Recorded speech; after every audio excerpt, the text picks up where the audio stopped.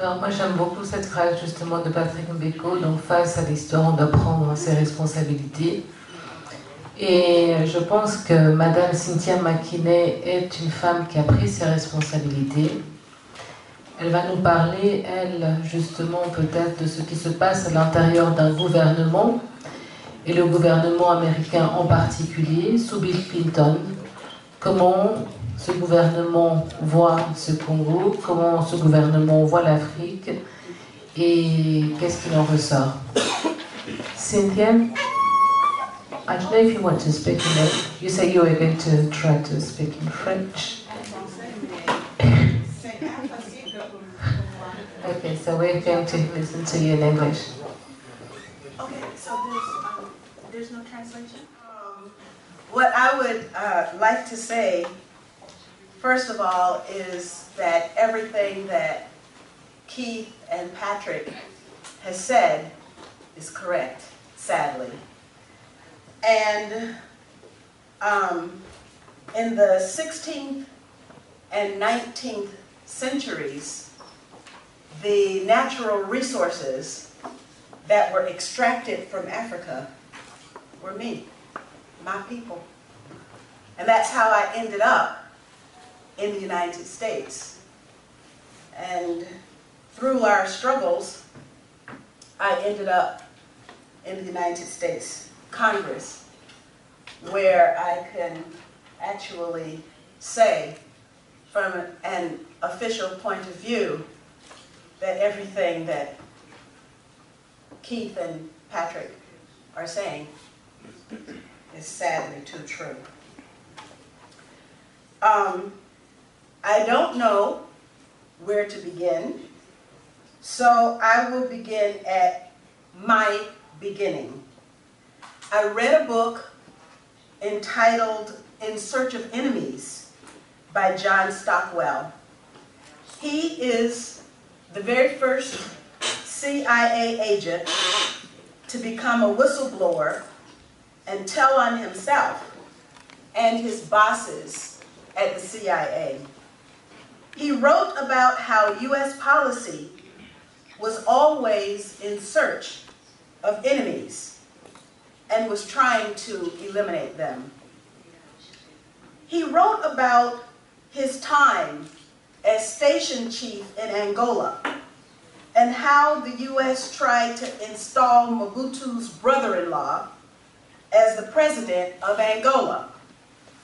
The U.S. created the rebel group, FNLA, armed and financed them. He wrote about how the U.S. did the same thing with Jonas Savimbi, who later became a terrorist for all of Africa. Disturbingly, he also wrote that black people in the United States, ignorant of their heritage and of U.S. government machinations, were recruited by the U.S. to go and do their duty and fight for African liberation, but not on the MPLA side, of course, but on Holden Roberto's side with the FNLA. I read this book and it changed me because I learned that if we do not truly understand our environment, which includes our political environment, we can be crushed by it or make decisions that result in harm to the people we love and cherish. I vowed that were I ever in a position of authority to change that I would do so. I would educate my people and change U.S. policy. When I was elected to the Congress, I was committed to do that. All of the forces of power were aligned against me, but I was still able to win. Twice, I was able to win when all of the powers were against me. So I asked to serve on the House International Relations Committee in the U.S. Congress, and I paid attention to what the United States did around the world. My service on that committee began in 1993. But immediately after I was sworn into the Congress, white citizens in my district filed a lawsuit against the district that elected me, and the lawsuit went all the way up to the United States Supreme Court. By the time the Supreme Court decided my case, it was 1996. The people who voted me into Congress, and I lost that case in court, and a new district was drawn that took most of my black constituents away from me, and I was forced to run in a white district. Even so, after raising $1.6 million, I won. However, while I was occupied with fighting for the right of black people in the United States to elect their candidate of choice, on April 6, 1994, a plane crashed near Kigali, Rwanda, carrying two democratically elected presidents, Juvenal Habyarimana and Cyprien Ntaryamira. It was not until after my re-election in 1996 that I turned my attention to Congo and defied the U.S. State Department, who told me to stay out of that dangerous part of the world. I asked them to make an appointment for me so that I could visit Laurent Kabila, who was in Lubumbashi. Like the rest of the world, I thought that the Rwandan genocide, as told by the media, was true. I thought that the Congo revolution to oust Mobutu was real. I wanted to be a part of what was right for both countries. So the State Department representative in Lubumbashi, whom I now believe was really a CIA agent, approached Kabila and told him that I wanted to meet with him. According to that State Department person, whose name I don't remember now, the first question that Kabila asked him was, did she win?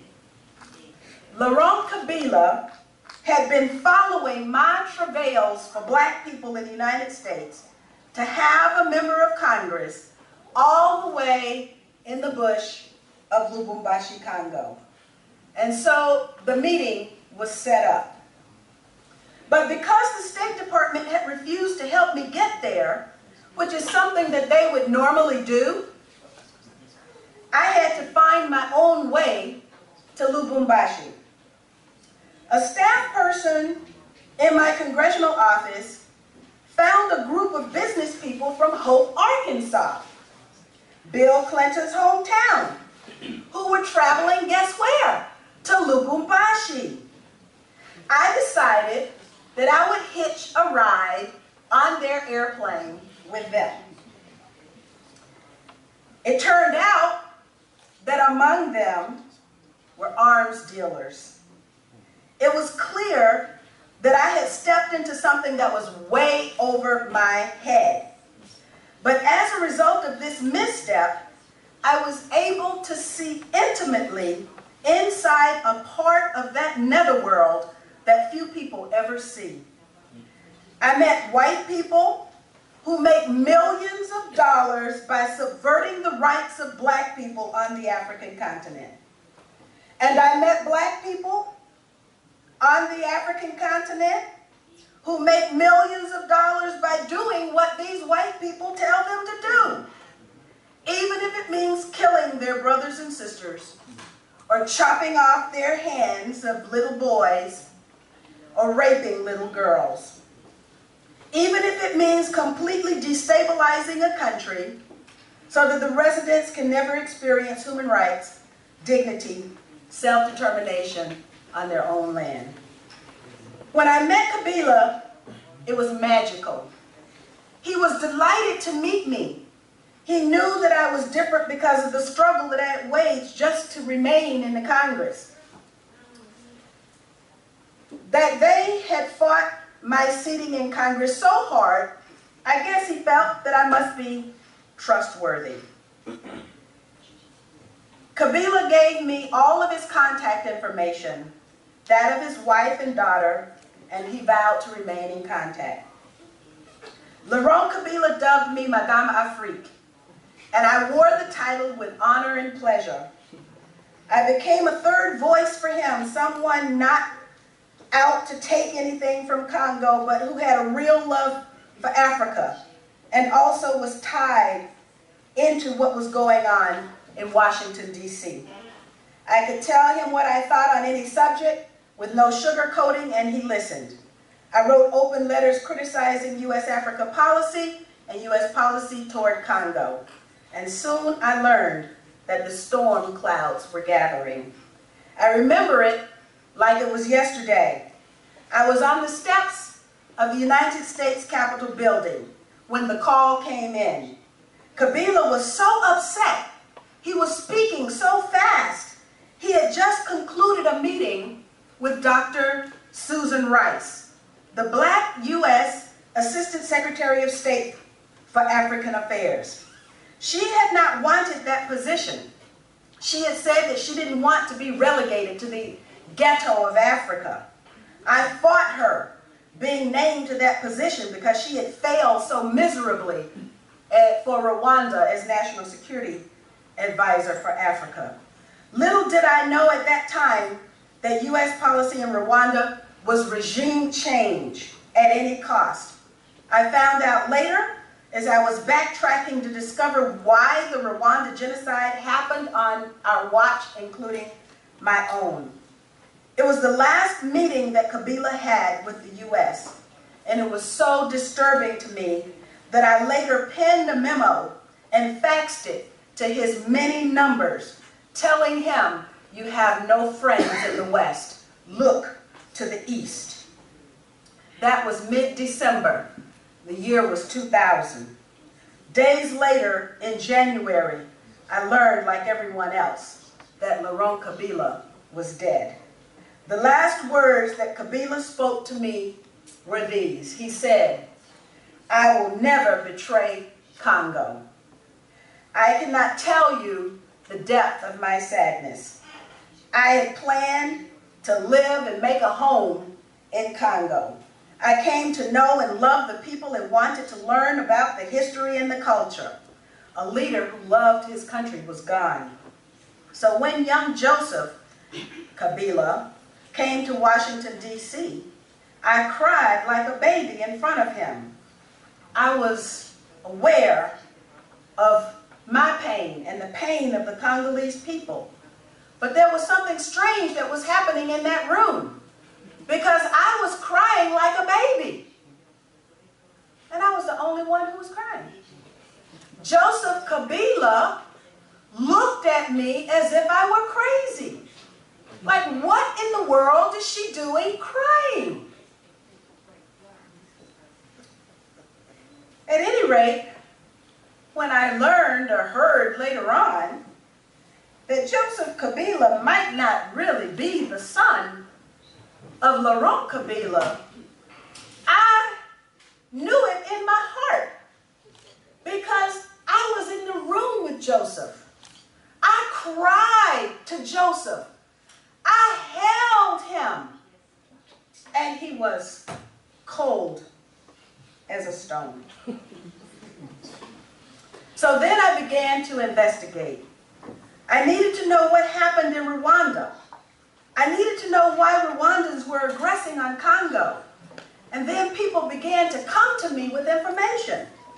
I had a congressional briefing where Armon Snow was there, Wayne Madsen, who was in the video, was there, Janine Roberts, author of the book Glittering Greed, The Secret World of the Diamond Empire, was there.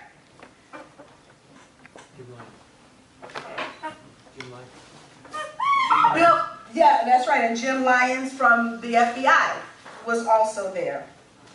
This leads us directly to Templesman's relationship with his employee and CIA station chief in Congo.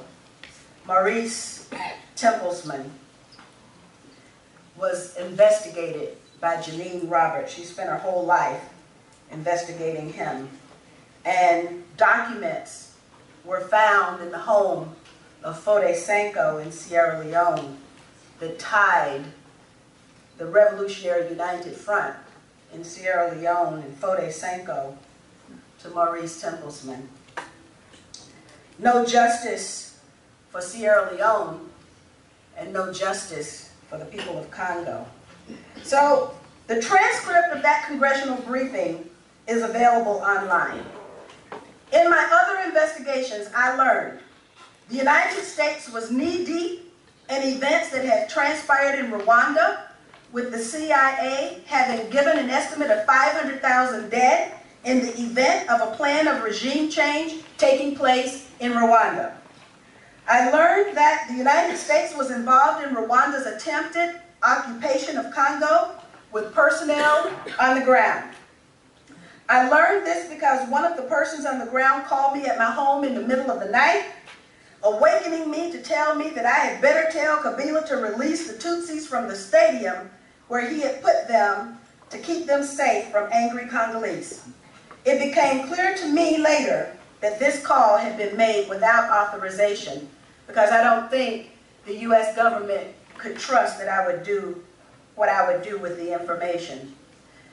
I learned also that the Central Bank of Congo, this dress, was given to me by the governor of the Central Bank of Congo under Laurent Kabila, but that the money that went into Congo's Central Bank ended up in accounts in Rwanda. So the people of Congo, the Congolese government, got nothing. It all went to Rwanda. I was given documents that constituted proof. I turned those documents and many others over to an Ivorian woman who worked for the United Nations. Her name is Madame Bandao, who was investigating crimes in Congo for the United Nations. She wrote a report that named names, and she had to go into hiding for 3 years as a result. Her report is available online, but you have to know what to look for. Subsequent UN reports sought to whitewash the role of Salim Salim, Museveni's brother, and the Rwandans in the pillage of Congo. Of course, the lion's share of pillage was being done by Europeans who were in league with the Rwandans. I learned that farming was being done on Congolese land by Rwandans tied to Paul Kagame. I learned that coltan was an important product to Microsoft and other new corporate players who were becoming interested in Congo's minerals, but also that slavery was the mode of employment in Congo's coltan mines, with the cries of the people being heard from outside the areas of confinement. That's why I introduced the coltan prohibition bill into the Congress to stop the mining, well, stop the importation into the United States of coltan mined in the Congo. I released a press statement calling for the training of Africans for the job of mining, cutting, polishing, and fashioning jewelry from African gemstones. I was called to South Africa to discuss the release, this press release by the Diamond Commissioner there. He took me on a tour and showed me how he was doing exactly what I suggested by providing artisanal miners with stalls to sell their diamonds and training classes where South Africans were being trained to cut and polish diamonds and design jewelry too. I was told that there was a similar project being launched in Congo. Of course, that Diamond Commissioner in South Africa was fired by Mbeki. After having met so many Congolese who became a part of the Laurent Kabila era, I left the region disgusted that the country had become infiltrated by the CIA and other intelligence services. It was impossible to hold a conversation and know to whom you were truly speaking. The United States wanted the breakup of Congo, just as has recently been done with Sudan. I wrote a letter to President George W. Bush decrying that policy. This is the same policy that has been advocated by neocons writing articles interested in protecting Israeli interests. This policy of balkanization is available in documents on the internet, and I invite you to read them. They pertain to Africa and Asia, West Asia in particular. Africans are purposely being denied their rights that others take for granted and write about and talk about in their propaganda. So what is to be done? Here in Geneva, I see one demand that might have some resonance. And that is a simple demand. The Africans, allow the Africans to have the same right of determination that the Swiss enjoy for themselves. That's a very simple demand. And it's something that ought to resonate here with every Swiss citizen. Allow Switzerland to become the place where not only human rights are discussed, but where justice can be delivered. Take concrete actions yourselves in the diaspora with people here and throughout Europe, and in fact in the United States too, and form a truth tribunal where evidence is collected, investigated, witnesses are interviewed, and broadcast the truth about what's happening in Congo. And then another thing, because I am a political being, participate in the political process wherever you are. Become involved here. Help good people get elected elsewhere where Congolese have an impact. And then finally, what Congo needs a president. Find someone to run for president. You all need a credible candidate who will unite the diaspora, support that candidate, and do everything possible to help him or her win. Now, if you don't think that's possible, let me give you an example from closer to the United States. Haitian Americans are not rich at all. Haitian Americans raised to put Father Aristide in the presidency, and they made him President Aristide. In a moment, people in the United States mortgaged their homes 2 and 3 times. They did whatever it took. Cab drivers took their meager resources, but they took those resources, and churches and everyone joined together, and they raised $30 million. I know diaspora Congolese are far wealthier than the Haitian Americans. And if the Haitian Americans can do it, the diaspora Congolese can do it as well. They made Father Aristide president. Now, of course, we know what happened. United States and Canada, they kidnapped Aristide, sent troops in. Brazil is supposed to be a friend under Lula. Was supposed to be a friend, sent troops of occupation into Haiti. Haiti is occupied today by the United Nations, trying to kill the Haitian spirit. And let me finally just say this about the Haitian spirit.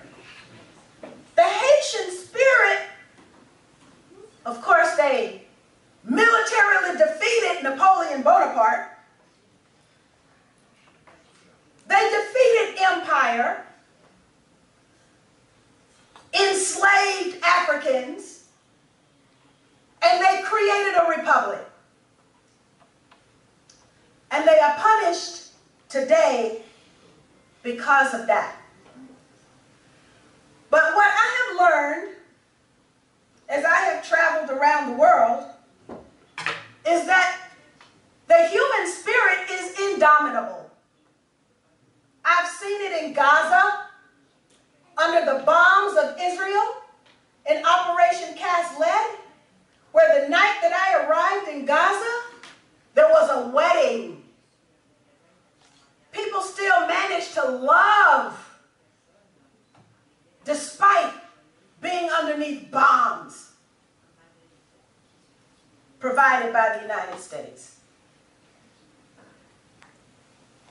So I know that the spirit of humanity can prevail if all of us work together toward the same goal,